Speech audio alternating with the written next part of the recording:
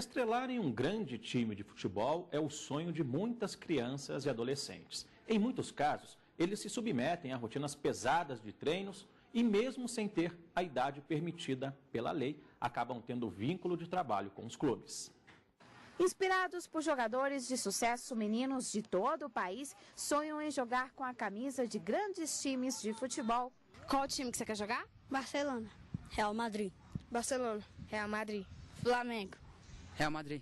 Existe algum segredo para chegar até lá? Um drible bem executado, um chute certeiro no gol. É assim que muitas crianças chamam a atenção de grandes times de futebol pela habilidade demonstrada dentro das escolinhas. De acordo com a Lei Pelé, um time não pode contratar um adolescente antes dos 16 anos. A prática, porém, é comum. Paulo Henrique é treinador de futebol em Brasília e já viu meninos de 11 a 12 anos serem levados da cidade por grandes times. A oferta inclui até promessas de emprego para os pais. O clube não vai gastar, não vai ter uma ajuda de custo, um aluguel, né, de repente um emprego para um pai no próprio clube, se o garoto não estiver rendendo. Pai de aluno meu, que é meu amigo, saiu de Brasília para poder tentar a vida toda em Goiânia, perdeu o emprego aqui, com 2 anos o filho foi dispensado lá e voltou para cá sem nada, até arrumar um emprego, tentar estabilizar de novo, demorou muito. Os garotos passam a treinar em ritmo pesado e, em muitos casos, não alcançam o rendimento esperado pelos treinadores. Depois de algum tempo, são liberados e voltam para casa. Quando um clube dispensa um jogador desse, o trabalho psicológico é todo nosso. Até você recuperar o garoto, voltar. Eu tenho um garoto agora que foi dispensado do Cruzeiro. O ano passado ele era capitão, esse ano mudou o treinador e caiu. Viajou para a Suécia, viajou para a Europa, foi campeão. Então mudou o treinador, muda tudo. Foi dispensado. Até hoje ele não se recuperou. Quando ele voltou a jogar, machucou o tornozelo. Recentemente, o time mineiro Cruzeiro foi condenado a pagar R$100 mil de indenização coletiva por contratar menores de 14 anos para treinamentos na categoria de base. Segundo a decisão do Tribunal Regional do Trabalho da Terceira Região, o time mantinha relação de trabalho com os meninos. O Cruzeiro vai recorrer da decisão. Qualquer momento que se sentirem desgastados ou não quiserem mais, podem sair e abandonar o treinamento sem nenhum tipo de restrição.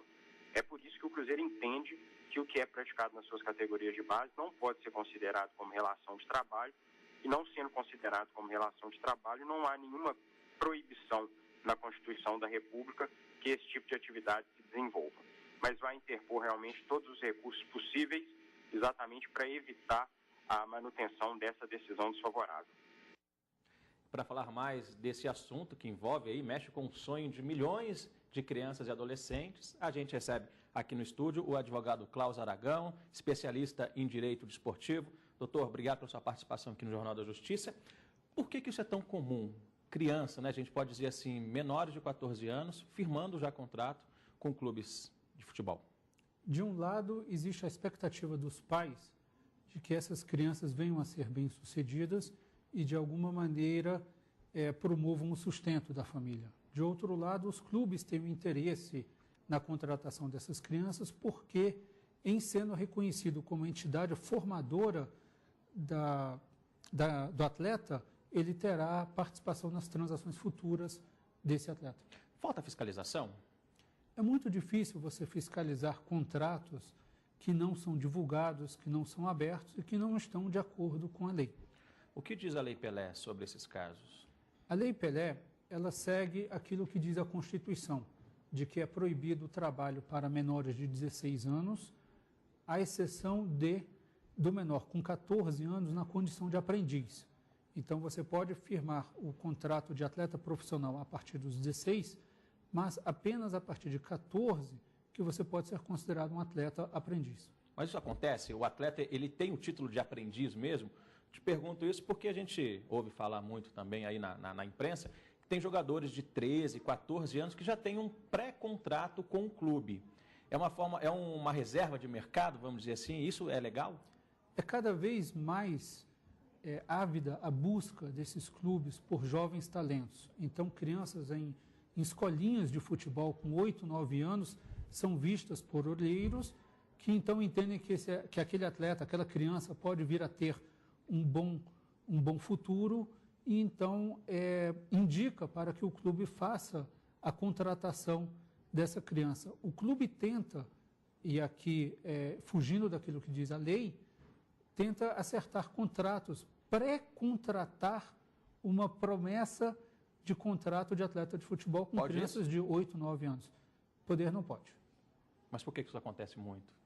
Porque o clube tem interesse em, vendo aquele garoto com 8, 9 anos e vendo nele uma perspectiva de que ele possa ser um futuro Neymar, o clube busca já garantir para si que aquele atleta fique vinculado a ele, clube. Em contrapartida, também é de interesse da família que o menino trilhe aí o caminho do futebol, possa ganhar dinheiro, né? Essa é a imagem que todo mundo tem, né, de jogador de futebol, né, de sucesso.